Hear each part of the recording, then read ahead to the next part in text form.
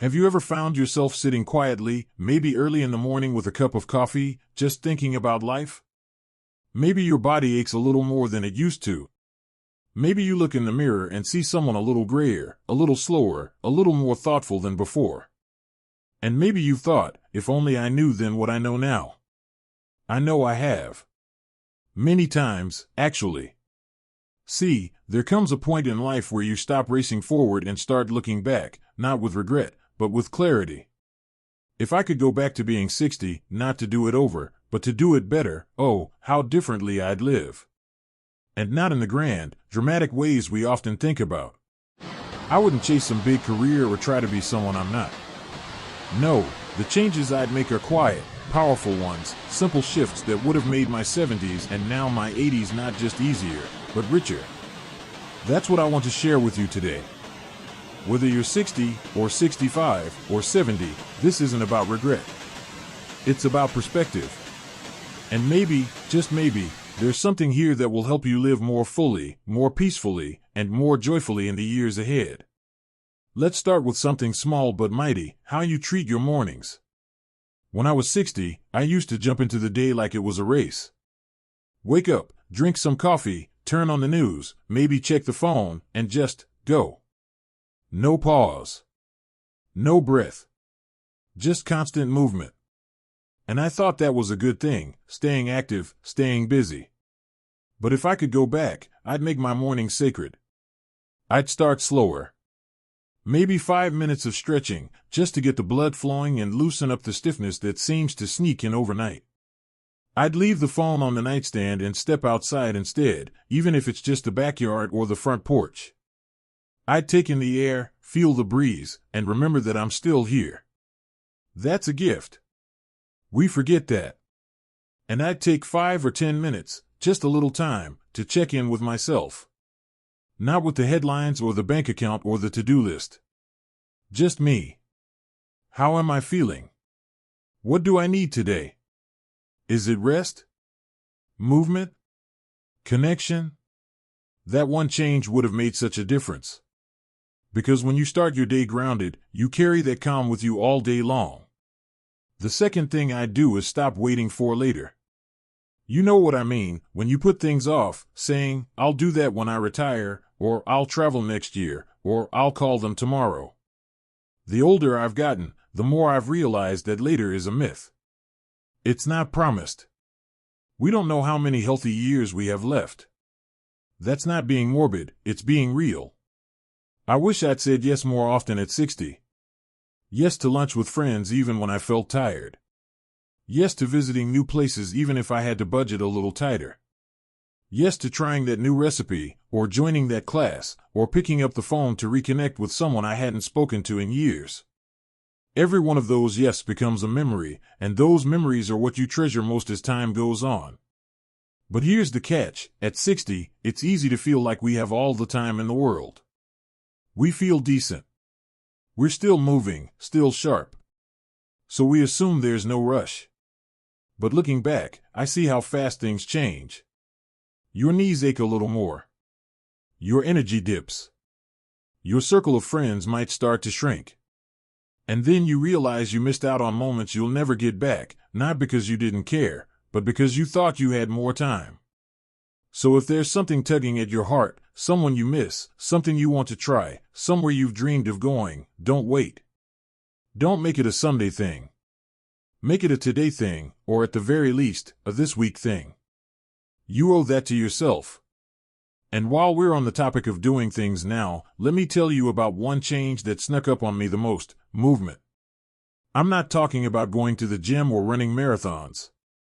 I'm talking about everyday movement, simple, consistent activity that keeps your body awake and alive. When I was 60, I thought I was doing enough. I walked a little, gardened here and there. But I wasn't moving with intention. I wasn't stretching regularly, strengthening my legs, protecting my balance. And now, in my 80s, I feel the effects. Getting up from a chair isn't as easy. I'm more cautious on stairs. I wish I'd started working on strength and stability back then, even just a little bit each day. So if I could go back, I'd treat movement like medicine. I'd stretch every morning, even if it's just for 10 minutes. I'd do simple exercises to build strength, squats using a chair, gentle yoga, walking with a bit more purpose. Not to look good, not to lose weight, but to keep my independence. Because once you lose that, it's hard to get it back. And it's not just the body that benefits from movement. The mind clears up. The mood lifts. I remember times I felt anxious or foggy, and a little walk outside made all the difference. It doesn't have to be intense. Just consistent.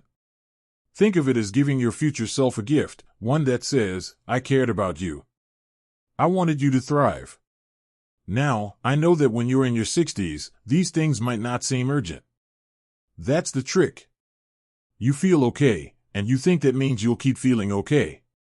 But trust me, small changes now can mean the difference between freedom and frustration a decade from now. You don't have to overhaul your whole life. You don't need a gym membership or a complicated plan. Just start with one small habit. One mindful morning. One extra walk. One yes to life. That's how it begins. That's how you build a better, richer, more peaceful future for the version of you who will be here 10, 20 years from now, smiling back and saying, thank you. Now, let's keep going, because there's something else I'd do differently, and it might surprise you. Because here's something I didn't fully understand at 60, how deeply our relationships shape the quality of our lives. Now, I'm not just talking about marriage or kids or the people you live with. I mean your whole social circle, the friends you call, the people you share stories with, even the neighbors you wave to in passing. At 60, I thought I had plenty of time to keep up with old friendships, to make new ones, to stay involved. But slowly, without realizing it, people started drifting away. Not out of malice or anything dramatic, just life. Some moved away. Some got busy. Some left this world earlier than expected. And I hadn't built the habit of staying truly connected. Not just liking a post or sending a birthday text, but really showing up, calling, visiting, listening, sharing meals, laughing together. That kind of connection? It feeds your soul. And once it fades, it's harder to get back. So if I could go back, I'd protect my relationships like gold. I'd make the phone call, even when I felt tired. I'd say yes to invitations, even if I didn't feel like dressing up. I'd open my home more often, even if it wasn't spotless. Because people don't care about that, they care that you're there. And in the end, you'll remember the conversations far more than the chores you skipped to have them. And if you're thinking, well, I don't have a big circle, let me tell you this, you don't need a crowd. You just need a few people you can be real with. That's it. Even one friend who makes you feel seen, heard, and appreciated can change everything. If you've lost touch with someone, don't wait for them to reach out. Be the one who makes the move. It might be exactly what they need too. And while we're being honest, there's something else I wish I'd learned sooner, how to forgive faster. Not for other people's sake, but for my own peace of mind. At 60, I still carried a few grudges. Old wounds, things people had said or done, disappointments I had tucked away and told myself didn't matter anymore. But they did. They sat quietly in the background, coloring the way I saw certain people, or even how I saw myself. Looking back, I see how much energy that took, how heavy it made my heart feel. I'm not saying it's easy. Forgiveness isn't about pretending something didn't hurt. It's about deciding that your peace matters more than staying angry. It's about letting go of the idea that the past could have been different. It wasn't. But your future still can be. And you know what helped me the most? Writing letters I never sent. Sounds silly, I know. But I'd sit down and write out everything I felt, hurt, anger, disappointment. And by the time I got it all out, I felt lighter. I didn't always need to send the letter. I just needed to release the weight of it. If I'd done more of that at 60, I think my heart would have had more room for joy, for gratitude, for love. Now, speaking of love, let me tell you about a different kind of relationship. The one with yourself. If there's one truth that's become crystal clear over the years, it's this: how you talk to yourself matters. A lot. At 60, I was still my own worst critic. I'd look in the mirror and see every wrinkle, every flaw. I'd replay old mistakes in my mind like a broken record. I'd tell myself I should be doing more, achieving more, looking better.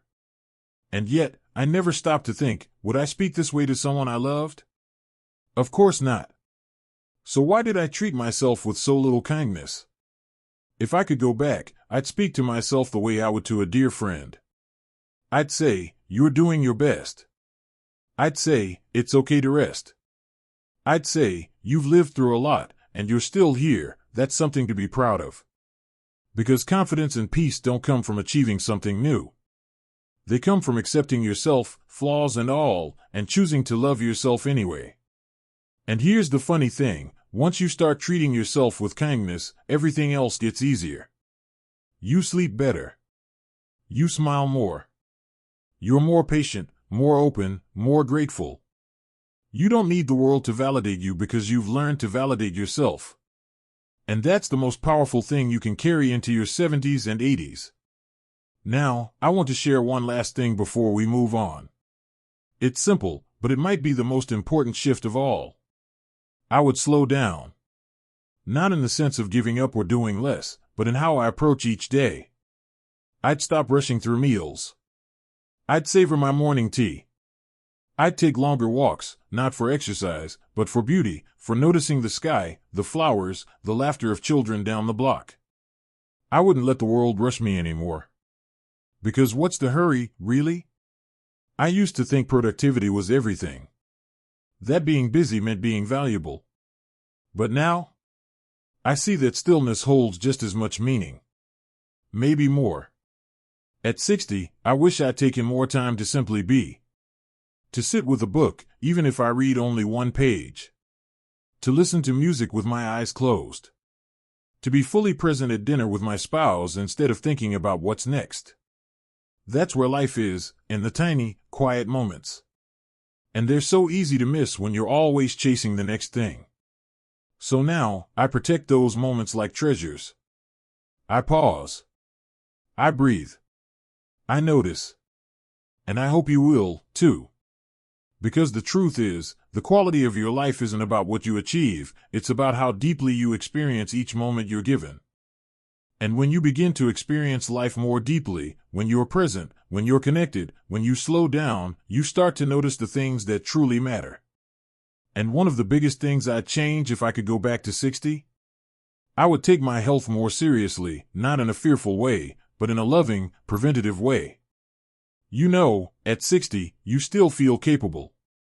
Maybe you have some aches and pains, but you're functioning. You can get through the day, run errands, cook, socialize. And because of that, it's easy to push off the little signs, fatigue that lingers, stiffness that doesn't go away, a little extra weight around the middle.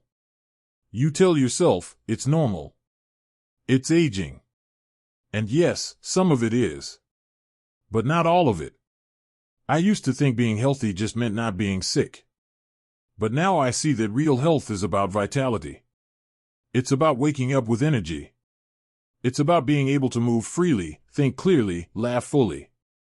If I could rewind time, I'd start being proactive about the little things, nutrition, hydration, regular checkups. I wouldn't wait until something hurt or broke down. I'd care for my body like it was something precious, because it is. And here's something else, I'd simplify what I eat. I used to chase fad diets, trying this and that, cutting out entire food groups, jumping on the latest trend. But you know what's sustainable? Whole foods. Colorful fruits and vegetables, good fats, lean proteins, plenty of water, and eating at regular times. I would have paid more attention to how food made me feel, not just how it made me look. I would have stopped eating late at night, too. Oh, how many restless nights I gave myself from just one too many snacks before bed. It's funny how something so small can throw off your entire next day. Your energy, your mood, your digestion. I didn't realize how connected it all was. But now I do. And I would have walked every day. Not to burn calories, not to track steps, but just to keep everything flowing, my blood, my thoughts, my breath. The days I walk are the days I feel most alive. I wish I'd made that a non-negotiable part of my life earlier. Now, let me tell you something that took me even longer to understand. Joy is not something you stumble upon. It's something you create. When I was 60, I used to wait for the big things to be happy. A vacation. A raise. A celebration. But those moments come and go. The real joy, the kind that fills you up and stays with you, comes from the little things. Planting a flower and watching it bloom. Sharing a quiet cup of coffee with someone you love. Watching birds from your window. Laughing at a joke you've heard 100 times but still find funny. I would have spent more time doing things that brought me peace and delight, painting, writing, cooking slowly, playing music, reading poetry. Not because I was good at them, but because they fed my spirit. And that matters. It matters more than we often realize. We live in a world that tells us we have to be productive to have worth. But at this stage of life, your worth is not in what you do, it's in who you are.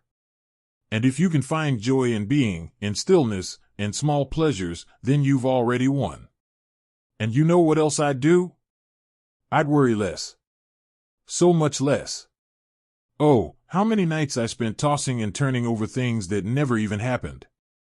I worried about money, about my health, about what others thought of me. I played out worst-case scenarios in my head, as if preparing for them would protect me. But it didn't.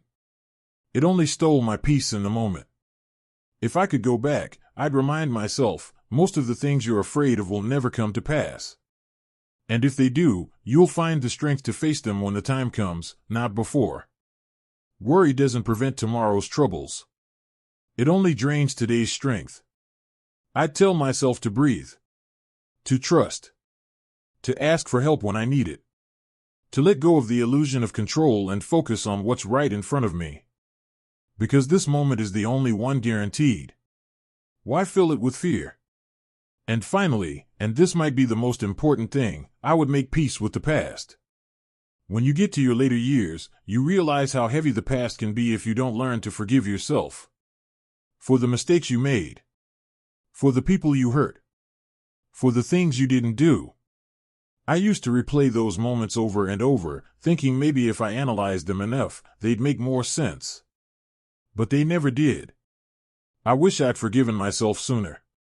I wish I'd said, you did the best you could with what you knew at the time. Because it's true. Most of us are just trying to do our best, stumbling along, figuring it out as we go. And holding on to guilt doesn't make us better, it just makes us tired.